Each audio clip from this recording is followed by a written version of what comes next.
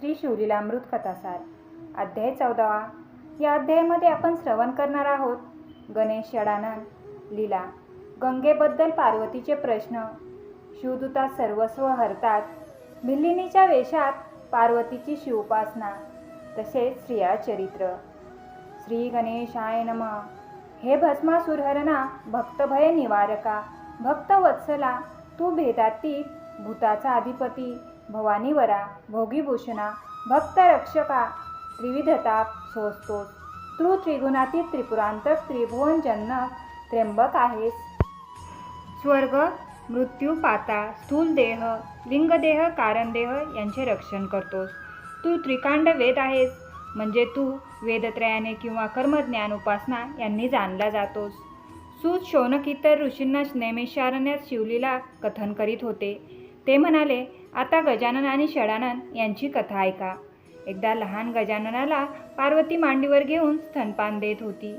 तो सोंडेने दूध पीत मध्येच सोंड आईच्या पाठीवरून प्रेमाने फिरवित होता। मध्येच सोंडेत दूध घेऊन षडाननाला म्हणाला, तुला दूध हवे का? हे घे। तेव्हा षडानन त्याला म्हणाला, मला नको तुझे सोंडेतले उष्टे दूध। आणि कार्तिकेने पार्वतीला म्हटले, आई हा बघ लांब नाकाचा, मला उष्टे दूध देतो आहे, याला काहीतरी सांग, याची सोंड धरून मी याला खाली पाडीन। आई याचे नाक इतके लांब कसे? इंद्र, सूर्य, चंद्रमा या सर्व देवांचे स्वरूप कसे सुंदर आहे, आणि याला पहा, मोठमोठे कान, लांब दात, लांब नाक, हा कसा काय तुला लाभला? हे ऐकून शंकर पार्वती हसू लागले। नंतर कार्तिकेय म्हणाला, आई मला पण दूध प्यायचे आहे, प्रथम याला खाली उतरव। पार्वतीने हसून गणेशाला खाली ठेवले, षडाननाला मांडीवर घेतले, त्याच्या एका तोंडात स्तन दिला, तो काय उरलेली 5 तोंडे मोठमोठ्याने रडू लागले। ते पाहून गणेश पोट धरून हसू लागला। आई तुझ्या या मुलाच्या एका तोंडाची तू सोय केलीस, आणखी 5 तोंडाची कशी सोय करणार? यावर शंकर हसून म्हणाले, अपर्णा, गणेश सत्य बोलत आहे, तू असा 6 तोंडाचा पुत्र कसा काय जन्माला घातला? पार्वती म्हणाली, हा तुमच्यासारखा झाला आहे, तुम्हाला 5 मुखे आहेत, याला एक जास्त म्हणजे 6 मुखे आहेत। हे ऐकून शंकर प्रसन्न झाले। अशा प्रकारे गणेश षडानन आपापसात भांडण करीत, एकमेकांची चेष्टा करीत, त्यांच्या बाललीलांनी शंकर पार्वती आनंदित होत असत। एक दिवस महादेव आपल्या सिंहासनावर आनंदाने विराजमान झाले होते। तेव्हा त्यांच्याकडे पाहून पार्वती हसली। तिच्या हसण्याचे कारण शंकरांनी विचारले। तेव्हा ती म्हणाली, तुमच्या जटेमध्ये मला एका स्त्रीचे मुख दिसते आहे। तेव्हा शंकराने तिला समजावले की ती स्त्रीमुख नसून पाणी आहे। अशा प्रकारे शिवाच्या जटामध्ये स्थित असलेल्या गंगेच्या अंगप्रत्यंगाचे वर्णन पार्वतीकडून होत असताना शंकर चातुर्याने तिच्या प्रत्येक शंकेचे समाधानकारक उत्तर देत होते। शेवटी पार्वती विवश होऊन म्हणाली, देवा, तुम्ही त्रिभुवनाला एकापासून अनेक बनविले, त्यात तुमच्या बुद्धीला मी कशी पुरी पडणार? तुमच्या चरणापाशी माझे कल्याण आहे। त्यानंतर एकदा शिवपार्वती सारीपाट खेळत होती। इतक्यात तेथे देवर्षी नारद ब्रह्मवीणा वाजवीत तेथे आले। त्यांनी शिवांची प्रार्थना केली। आसनावर बसून शिवपार्वतीचा खेळ पाहू लागले। जरा वेळाने ते म्हणाले, केवळ नुसते खेळण्यात मजा येत नाही, काहीतरी पण लावून खेळले पाहिजे। जो डाव जिंकील त्याला हरलेल्याने आपली वस्तू द्यावी। नारदाचा विचार दोघांना पटला आणि ते पण लावून खेळू लागले। पहिला डाव पार्वतीने जिंकला। शंकराने व्याघ्रांबराचा पण लावला होता, मग त्याने गजचर्मपणाला लावले, तेही पार्वतीने जिंकले। अशा प्रकारे मागोमाग एक वस्तू शंकरपणाला लावित होते। पार्वती डाव जिंकीत होती। शंकराची 10 आयुधे, सर्व भूषणे, नंदी, शेवटी कौपिनही जिंकून घेतले। शंकर दिगंबर झाला। नारद हसून म्हणाले, अरे रे, एका स्त्रीने तुला खेळात हरविले, तुझा काय महिमा राहिला? सर्व सृष्टी मायेच्या अधीन आहे, तू तर निर्गुण निराकार आहेस। तुला मायेने सगुणपण दिले, तू आता विवस्त्र झाला आहेस, भक्तांना दर्शन कसे देशील? नारदाचे बोलणे ऐकून शंकर नाराज झाले। खेळ सोडून तेथून निघून गेले आणि त्यांनी घोरवनात गुप्तपणे निवास केला। नारदांच्या बोलण्यामुळे शंकर नाराज झाले, तर पार्वतीने नारदावर कोप केला नाही। आपल्या सख्यांना घेऊन ती शंकरांचा शोध घेण्यास निघाली। शंकराच्या प्राप्तीसाठी तिने अरण्य, दऱ्या, खोरी, गुहा, तीर्थस्थाने, मठ, नगरे पाहणे सर्वत्र शोध घेतला। विविध साधना करणाऱ्या योग्यांना विचारले। कोणी पंचाग्नी साधना, कोणी केवळ धूम्रपान करून तप करीत होते, कोणी मौन पाळणे, शिवकीर्तन करणारे, सदा यज्ञ करणारे, 64 कला जाणून वादविवाद करणारे, पुराण सांगणारे, कोणालाही शिवांचे दर्शन झाले नव्हते। त्यामुळे त्यांना विचारून पार्वतीला काहीही साध्य झाले नाही, कारण शंकर कोणाच्याही ध्यानात आले नाहीत. आधी माया विश्वजननी शंकरांचा शोध घेता घेता थकून गेली. विष्णू ब्रह्मा हे सुद्धा शिवदर्शनासाठी तळमळत असतात. शिवप्राप्तीसाठी ऋग्वेदाने कर्ममार्ग, यजुर्वेदाने ज्ञानमार्ग, अर्थवेदाने उपासना, सामवेदाने गायन सांगितले, न्यायशास्त्राने जीव ईश्वरप्रमाणे समर्थ होऊ शकणार नाही असे सांगितले, मीमांसकांनी कर्ममार्ग, सख्यांनी प्रकृती पुरुष यातील भेद, पतंजली ऋषींनी योगमार्ग, व्याकरण, शास्त्रज्ञांनी शब्दविभाग सांगितले. सर्वांचा निराश झाल्यावर जे उरते ते ब्रह्मा असे वेदांती म्हणतात. अशा वेदशास्त्रांना अगम्य ब्रह्मानंद रूप शिवाचे नाव घेऊन पार्वती घोर अरण्यात शोध घेत असताना सर्व तत्वे शोधून आल्यावर मनोमनी शरणागत होऊन ध्यान करू लागली. तेव्हा तिला ध्यानात शिवांचे दर्शन झाले. हिमालयावर एका निर्जन स्थानी शंकर आत्मसुखात तल्लीन होते. पार्वतीने विचार केला, याच वेशात शंकरापुढे गेले तर सारीपाठाच्या खेळातील हार आठवून शर्मेने पुन्हा क्रोधित होतील. कदाचित माझ्याबरोबर येणारही नाहीत. म्हणून पार्वतीने भिल्लिणीचा वेश धारण केला. मोरपिसाची वस्त्रे धारण करून ती शिवापुढे नृत्य गायन करू लागली. तिचे गायन ऐकण्यासाठी, नृत्य पाहण्यासाठी आकाशात विमानांची, देवतांची गर्दी केली. अष्टनायिका, किन्नर, गंधर्व तन्मय झाले. पशुपक्षी वैरभाव खाणे पिणे सोडून तिच्याकडे पाहू लागले. पवनाची गती थांबली. चंद्र मोहित झाला. शेषाने डोक्यावरील पृथ्वी बाजूला ठेवून नृत्य गायन पाहण्याचे ठरविले. चंद्र सूर्य तिच्या पायातील नुपूर झाले. देव भुंगे होऊन तिच्या भोवती फिरू लागले.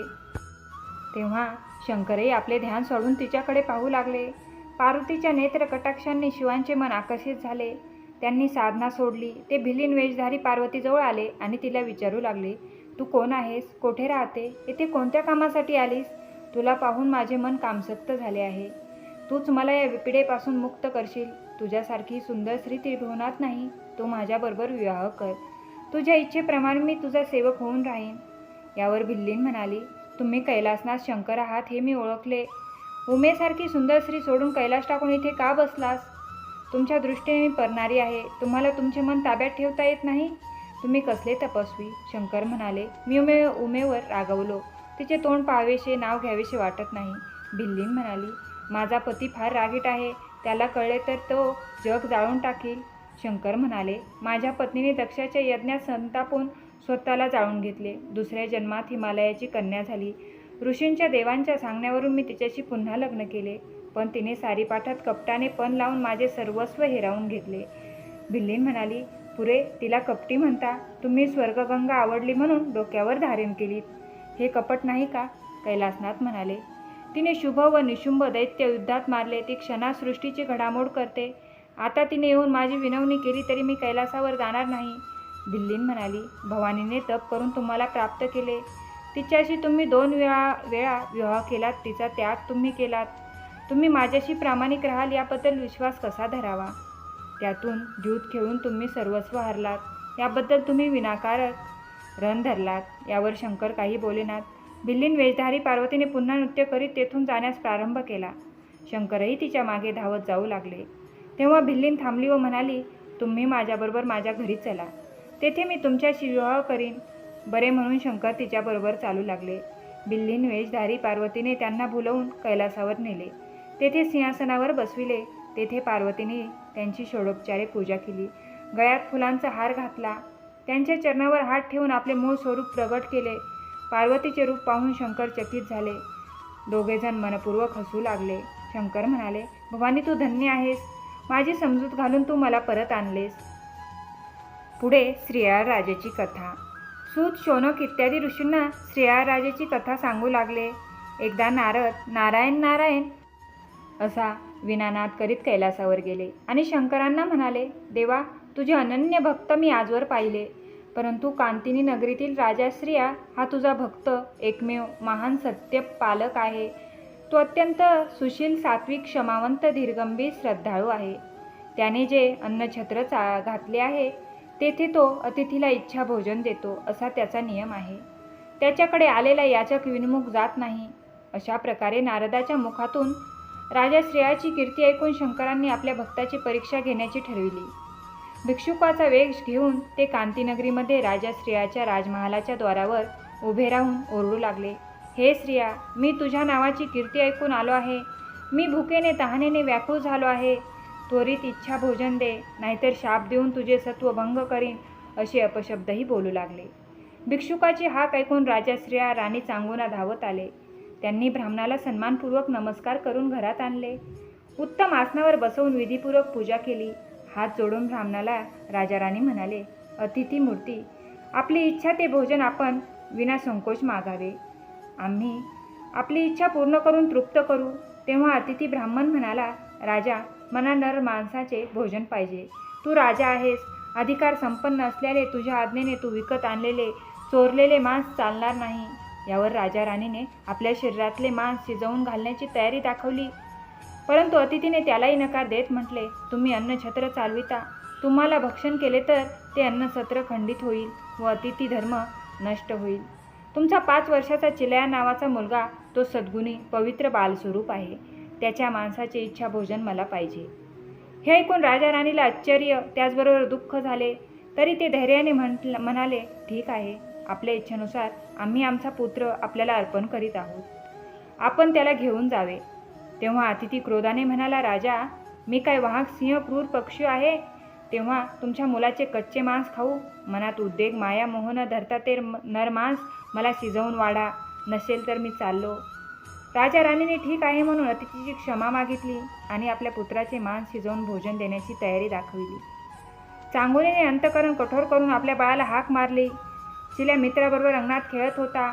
आईची हाक ऐकून तो पळतच घरात आला. त्याने अतिथीला मातापित्याला नमस्कार केला आणि म्हणाला, आई, काय आज्ञा आहे? चांगुनेने त्याला जवळ घेतले व म्हणाली, बाळा, हे अतिथी तुझ्या मांसाचे भोजन मागत आहेत. यावर प्रसन्नपूर्वक हसून चिल्या म्हणाला, आई, माझे भाग्य थोर आहे की माझे शरीर शिवार्पण केले समज. माझ्या मांस भोजनाने अतिथी तृप्त झाला तर कैलासनाथ संतुष्ट होतील असे समज. मग आईने मुलाला धैर्याने माया बाजूला ठेवून स्वयंपाकघरात नेले. पोटाशी धरले. तिच्या डोळ्यातील अश्रू बघून बाळ म्हणाला, आई, मी तुझ्यापासून वेगळा होणार नाही. पुन्हा तुझ्या उदरातून जन्म घेईल. पण कठोर करून बंद डोळ्याने राणीने पुत्राचे शस्त्राने मस्तक धडावेगळे केले. पुत्र नाही अशी खंत वाटू नये म्हणून मस्तक बाजूला ठेवले. मांस शिजवून अतिथीला भोजनाला बोलावले. पण सर्वज्ञ शंकराला मस्तक वेगळे ठेवले हे कळले. तो अतिथी पानावरून उठून चालू लागला. श्रेया राजा चांगुना राणी महात्मन काय झाले म्हणून त्याच्या मागे धावू लागली. अतिथी म्हणाला, राजा, शरीरात मुख्य अवयव मस्तक आहे. ते बाजूला ठेवून केवळ देहावरचे मांस मला भोजनाला देता. मला असले भोजन नको. राजा राणीने अतिथीचे पाय धरले. चूक झाली म्हणून क्षमा मागितली. मस्तक बाहेर घेऊन या. माझ्या देखत चांगुनाने ते उकलीत काढले पाहिजे आणि काढताना डोळ्यात अश्रू किंवा मन कष्टी असता कामा नाही, नाहीतर मी भोजन करणार नाही. चांगुनेने बाहेर मस्तक आणून सत्वाचे उखळ धैर्याचे मुसळ केले. ती कांडू लागली. शंकर स्वतः सद्गतीत होऊन तिचे अपुरे धैर्य पाहत होते. ते म्हणाले, काढताना गाणे म्हण, म्हणजे तू खंते करत नाहीस याबद्दल माझी खात्री होईल. तेव्हा ती गाणे म्हणू लागली, हे पुत्रा, सुकुमारा, राज्यकुमारा, तू राज्याचा उत्तराधिकारी आहेस. माझ्या पोटी जन्म घेऊन माझा जन्म धन्य केलास. माझ्याकडून निष्ठुर घाव तुझ्या मस्तकावर पडत आहेत. तू आमच्या सत्यव्रतासाठी बलिदान केलेस. तुला या निष्ठुर घावांनी वेदना होत असतील. माझ्या बाळा, तुझे वचन तू पूर्ण कर. अतिथीला भोजन देऊन संतुष्ट करून निरोप देऊन मी सुद्धा तुझ्या मागोमाग येईल. कारण बाळा, तुझ्याविना मी असहाय्य आहे, दुबळी भिकारी, दीन दुःखी आहे. अशा प्रकारे गायन करून अतिथीचे भोजन तयार केले. राजाने अतिथीला भोजनाला चलण्याची विनंती केली. अतिथी म्हणाला, राजा, यजमानाविना मी एकटे भोजन कसे करू? तुलाही माझ्याबरोबर बसून मांस भोजन करावे लागेल. हे ऐकून राजाला फार शोक संकोच वाटला. पण राजाची व्याकुळ मनस्थिती जाणून राणी म्हणाली, स्वामी, ही आपल्या कसोटीची वेळ आहे. यावेळी अतिथीला विनमुख पाठवू नये. मी चिल्या बाळाला 9 महिने पोटात ठेवला. तो बाळ मांस रूपाने तुम्हाला 4 प्रहर पोटात जड का वाटावा? तुम्ही चिंता करू नका. चांगुनेने राजाचे ताट वाढून आणले. राजा भोजनाला अतिथीबरोबर बसला. तेव्हा अतिथी म्हणाला, चांगुने, तूही जेवायला बसले पाहिजे. तेव्हा चांगुनाही आपले ताट वाढून घेऊन जेवायला बसली. अशा प्रकारे राजा राणी अतिथीच्या प्रत्येक शब्दाची आज्ञा मानून त्याचे पालन करीत राहिले. तिघेजण आपापल्या आसनावर बसून भोजन करण्यासाठी सुरू झाले. तोच अतिथी पुन्हा काहीतरी आठवल्यासारखे होऊन संतापून उठला आणि म्हणाला, निपुत्रिकांच्या घरचे अन्न खाऊ नये असे म्हणतात. म्हणून मी तुमच्या घरी जेवणार नाही, असे म्हणून तो चालू लागला. तेव्हा मात्र चांगुनेचे धैर्य गेले. श्रेयाळही रडू लागला. तो म्हणू लागला, एकुलता एक पुत्र गेला, अतिथी विन्मुख गेल्यामुळे सारी पुण्यही नष्ट होणार. महाराज, आमच्यावर कृपा करा, भोजन करा, आम्हाला उपकृत करा. आता आमचे किती सत्व पाहणार. हे शंकर कर्पूर गौरा, उमावरा कैलासनाथा धाव रे. आमचा वंश खंडित झाला, आमचे सत्वही गेले, आता अंत पाहू नकोस. अशा प्रकारे आक्रोश करीत चांगुना, श्रेया अश्रू ढाळीत शंकराचा धावा करीत होते. त्यावेळी राजाचे सत्कारी अतिथीचे कठोर वर्तन देवता आकाशात विमानात बसून पाहत होते. ते राजा राणीला धन्य धन्य म्हणून गौरवित होते. पायावर वाकलेल्या राजा राणीच्या मस्तकावर हात ठेवून अतिथीने त्यांना उठविले. राजा राणीने पाहिले, प्रत्यक्ष शंकर भगवान प्रगट झाले. ते म्हणाले, चांगुने, तू सत्वपरीक्षेत खरी उतरलीस, तुला पाहिजे ते माग. चांगुना म्हणाली, देवा, निपुत्रिकपणाचा कलंक पुसून टाकावा, माझा बाळ मला द्यावा. तथास्तु म्हणून देव म्हणाले, चांगुने, तुझ्या बाळाला हाक मार. चांगुना म्हणाली, बाळा, चिल्या कोठे खेळतोस, लवकर ये. म्हणून आशेने सर्वत्र पाहू लागली. तोच चिलया बाळ अंगणातून धावत येऊन आईला बिलगला. शंकराने चिल्याला मांडीवर बसविले. चांगुना, श्रेया यांनी शंकरांच्या पायावर लोळण घेतली. आकाशातून देवतांनी पुष्पवृष्टी केली. नगरात सर्वत्र आनंद उत्सव साजरा करण्यात आला. शंकरांनी दिव्य विमान उपस्थित केले. श्रेया, चांगुना यांनी चिल्याला राज्यसिंहासनावर बसविले. राजतिलक लावला. प्रधान व मंत्र्यांना राज्यकारभार बघायला सांगून श्रेया, चांगुना सदेश शंकराबरोबर विमानात बसून कैलासाला गेली. परमपदी नित्य राहिली. असे हे 14 अध्यायाचे शिवलीलामृत, 14 विद्यांचे सार, 14 भुवनांचे एकतत्व, 14 गाठींचा अनंत, 14 रत्नांचा प्रकाश आहे. या ग्रंथाचे श्रवण, पठण, लेखन, ध्यास, अनुमोदन आणि रक्षण केल्यास प्रत्यक्ष शंकर त्यांचे रक्षण करतात. याच्या श्रवणाने अधिव्याधी नष्ट होतात, पुत्रप्राप्ती होते, ऋणमुक्ती होते, घरी संपत्ती येते, दक्षिणेकडे तोंड करून वाचल्यास शत्रूचा पराभव होतो, 100 आवर्तने केल्यास शिवभक्त सद्गुणी पुत्र जन्माला येतो. घरात हा ग्रंथ असल्यास पिशाच्य बाधा होत नाही. या ग्रंथाचे 3 महिने आवर्तन केल्यास सर्व संकटे नष्ट होतात. या सर्वाची प्रचिती भक्तिभावाने पाहावी. सोमवारी ग्रंथाची पूजा करून शयन करावे, म्हणजे शंकर स्वप्नात येऊन जे जे संकट असेल त्यांचे निवारण करतील. श्रीधराने आनंद संप्रदायातील परंपरेत बारामती येथे शके 1640 विलंबी नाम संवत्सरे फाल्गुन पौर्णिमेस रविवारी हा ग्रंथ लिहून पूर्ण केला. पंढरपूरपासून 4 वेजने दूर असलेल्या नाझरे गावी राहणाऱ्या ब्रह्मानंदांची समाधी पंढरपुरास आहे. ते ब्रह्मानंद श्रीधरांचे पिता असून सावित्री माता आहे. त्या दोघांना वंदन करून हा 14 अध्यायाचा शिवलीलामृत ग्रंथ कर्पूर गौर उमानाथ शंकर यांच्या चरणी श्रीधर कवी अर्पण करीत आहेत. अध्याय 14वा समाप्त. धन्यवाद. आपल्या चॅनलला सबस्क्राईब केल्याबद्दल धन्यवाद.